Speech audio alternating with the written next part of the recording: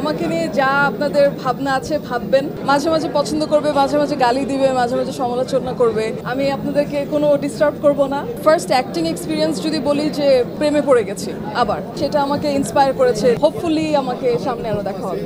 আমাদের অনেক শো করা হয় যেটা আসলে গণমাধ্যমে আসে না বা ওইভাবে প্রচার হয় না, কারণ পাবলিক শোজ তো সবসময় করি না। সো শো অনেক হচ্ছে আলহামদুলিল্লাহ, কিন্তু লাস্ট দুইটা শো অনেক বড় ছিল এবং সবাই দেখেছে, লাখ লাখ মানুষ হয়েছে এবং খুবই ভালো ছিল আমার ওই শোটা। যেমন সমালোচনা থাকে তেমনি দর্শকদের কাছ থেকে অনেক ভালোবাসা থাকে। অবশ্যই সমালোচনা আসলে এটা থাকবেই, প্রত্যেকটা আমরা যেহেতু পাবলিক ফিগার্স আমাদের সমালোচনা থাকবে, কিন্তু আসলে আমার কাছে মনে হয় যে আমি অনেক দিন ধরে কাজ করছি, আমাকে অ্যাজ এ মিউজিশিয়ান মানুষরা অনেক দিন ধরেই দেখছেন। সো যারা আমাকে চিনেন তারা জানেন আমি কিভাবে আসছি, কীরকম গান করি, they have the ideas. So সমালোচনা আসলে আমাকে খুব একটা নাড়া দেয় না।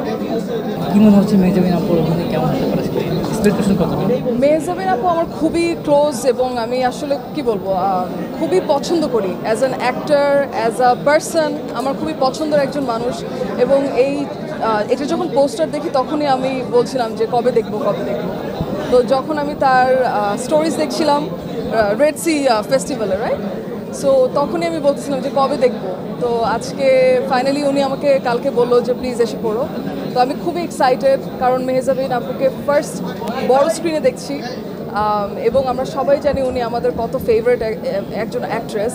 এবং তার সাথে সাথে শিশির ডিরেক্ট করেছে, আদনান আছে প্রডিউসার হিসাবে। সো এরা তো সব আসলে ফ্রেন্ডস। সো আমি খুবই এক্সাইটেড ফিল্মটা দেখার জন্য।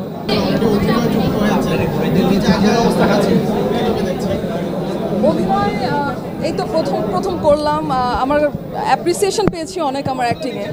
সো আমার কাছে মনে হয় যে সেটা আমাকে ইন্সপায়ার করেছে নেক্সট আরও কিছু কাজ করার। সো হোপফুলি আমাকে সামনে আরও দেখা হবে। সিনেমাতে আসলে গান একটা থাকে, যা শিল্পীরা সিনেমাতে গান গাইবেন, তো এই জায়গা থেকে কি মনে হচ্ছে? সো আমার তো আসলে কাজগুলো খুব মৌলিক হয়, একা একা হয়, যে আমি নিজেই গান করছি, নিজেই ভিডিও করছি। সো মোস্টলি তাই হয়, কিন্তু ফিল্মে খুবই কম করা হয়েছে সো ফার। আমার কাছে মনে হয় যে সামনে আমাকে দেখা যাবে, ফিল্মের গানেও দেখা যাবে। আর অভিনয় তো করলাম প্রথম এই তো সেটা দেখা যাবে বলতে কি আমরা শোনা যাবে দেখাও যেতে পারে, কে জানে, তাই না? যেহেতু অ্যাক্টিংয়ে ঢুকেছি, হু নোজ, সব কিছুই আসলে ফিউচারের উপরে। কিন্তু আমার ফার্স্ট অ্যাক্টিং এক্সপিরিয়েন্স যদি বলি যে আমি আসলে খুবই কি বলবো, আমি প্রেমে পড়ে গেছি আবার। মিউজিকের যেরকম আমার একটা খুবই পছন্দের জায়গা, অভিনয়ও এখন একটা পছন্দের জায়গা হয়ে গেছে বলা যায় মনোগ্যামি করার পরে। আমি জীবনেও আমার অ্যাক্টিং মার্কিং বা আমার গানকেও মার্কিং দিব না। আমার কাছে মনে হয় যে এটা মানুষের কাজ, ওই যে মাঝে মাঝে পছন্দ করবে, মাঝে মাঝে গালি দিবে, মাঝে মাঝে সমালোচনা করবে, এটাই তো আসলে ইন্ডাস্ট্রি অ্যান্ড আমাদের কাজ। প্রথমত আমি যদি লিপসিং করে এত দূর আসি তাহলে তো বাহ, এর জন্য একটা ক্ল্যাপ হওয়া উচিত যে আমি লিপসিং করে এত দূর আসতেছি, তাই না? আমাকে মানুষরা ছোটোবেলা থেকে দেখে আসছে গণমাধ্যমে, আমি আসলে ইউটিউব থেকে উঠে আসছি, আমি ইংলিশ গান করতাম এবং আমার খালি গলায় অনেক গান আছে, ইউটিউবে আছে, আপনাদের কাছেও আছে, অনেক জার্নালিস্টের কাছে আছে।